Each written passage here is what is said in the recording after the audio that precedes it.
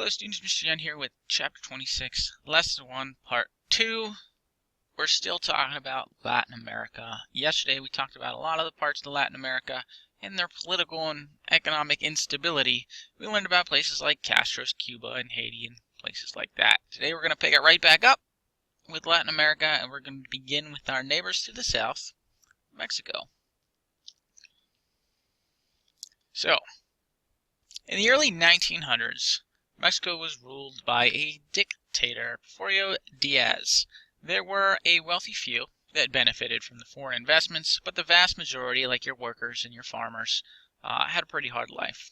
In 1911, there was reform, and they overthrew Diaz. By 1917, there was a new constitution and a new strong president, so that was good. Technically, it was a democracy, but there was only one political party, though. It was called the Institutional Revolutionary Party, which is quite a mouthful. And at first, they were the only ones that were allowed to win elections, so kind of democratic, kind of not.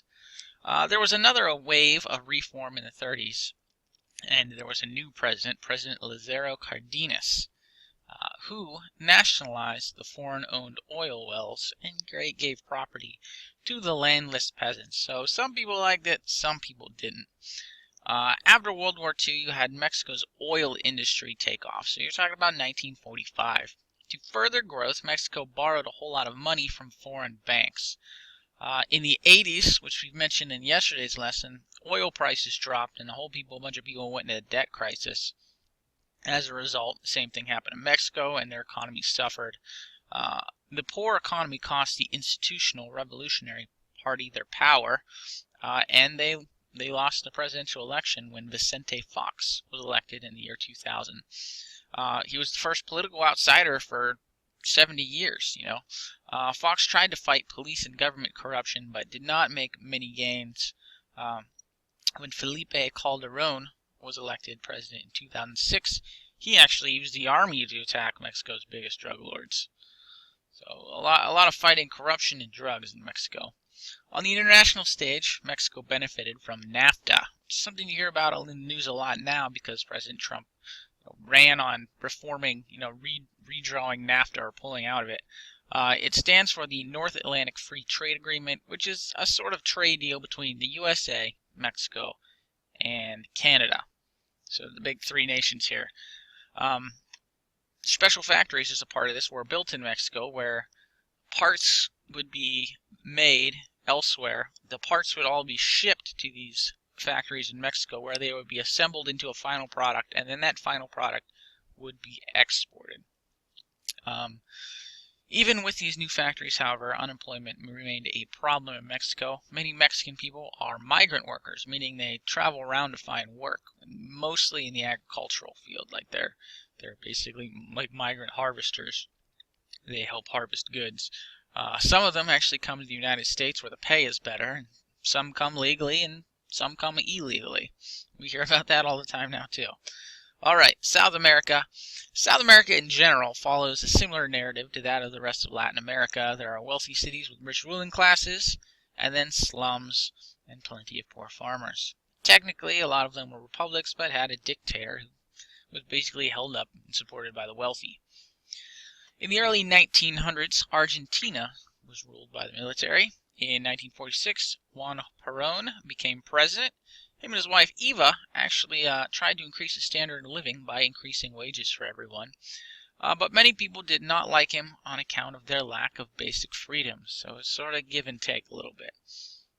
Perón was overthrown by the military in 1955.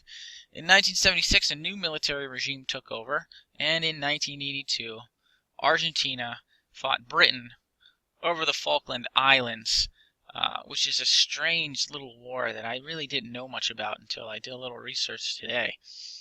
So basically there's these islands like 300 miles off the coast of South America near Argentina, and it had been a British colony since like the early 1800s. So all the people living there are of British descent. And so it was a British territory, but Argentina said, that's our island. And so Argentina invaded it in 1982.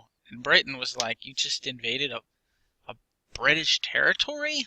What? And so they sent a bunch of troops down in the Navy, and it was like an actual small war for, what did I put, 73 days, where Britain basically stomped Argentina's military and took their island back.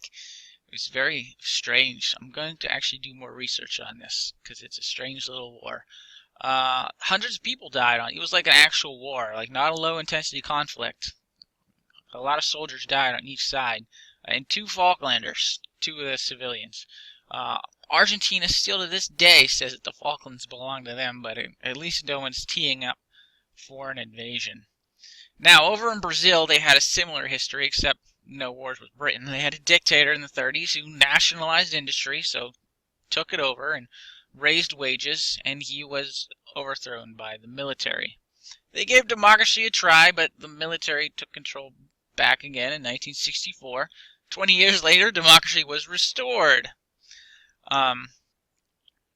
The economy of Brazil of late has been booming. They've been doing very well. However, the effects of all this new agriculture and industry is that you have the deforestation of the tropical rainforest, which is bad. And other nations have been like, hey, Brazil, you need to slow down on the chopping down the rainforest thing. Over in Chile, which is just fun to say, Chile was actually one of the regions with the most stable of democracies in the 1900s. In 1970, Salvador Allende was elected president. He nationalized industry, another government takeover industry. It raised wages and gave land to the poor. In true South American fashion, he was removed from office by the military who didn't like what he was doing. That was 1973. The next president was a ruthless dictator, so not good. He was forced to resign in 1990, and Chile is doing much better now thanks to a free trade agreement made with the United States in 2004. They actually elected their first woman president in 2006, so looking up in Chile. Alright, Venezuela and Colombia. Over in Venezuela, they have one of the largest oil reserves in the world, and that's a massive export for them, and they should be rolling in money, but poor economic decisions had led to hyperinflation and poverty within Venezuela. President Hugo Chavez and Nicolas Maduro are the most prominent socialist leaders of the last decade in Venezuela, and to this day, civil unrest exists between those who support Maduro, called the Chavistas, and his socialist policies, and then there's the opposition to the Chavistas, who do not like the socialism. You actually see Venezuela in the news more frequently these days because Maduro is taking more and more power, becoming more and more of a dictator, less democratically elected. It's a mess in Venezuela, is the point here. Over in Colombia, things are even worse. They've been fighting each other since the 50s. There are portions of the country that rebels are in control of. They grow, the farmers, they used to grow coffee, but they grow coca now. They grow coca leaves because they can turn it into cocaine, and they can make more money selling coca leaves to drug dealers than they can exporting coffee beans. So there's a big problem in Colombia. The U.S. tried to help them get control of it, but in general, the war on drugs has not been that effective. So Venezuela is a mess of civil unrest, and Colombia is just pushing out cocaine. So that's the not great picture of Latin America. That's where we're at right now. At least Panama's doing all right.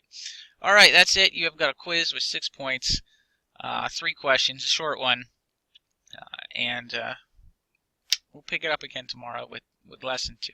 If you have any questions, please let me know. There's some interesting topics in here that we've mentioned.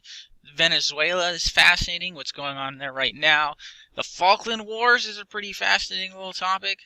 All kinds of things going on in Latin America that we could dive deeper into, and we just don't have time. But feel free to do that on your own. YouTube's always a great resource as well. Probably some documentaries on Netflix. Have a wonderful day. Let me know if you need anything.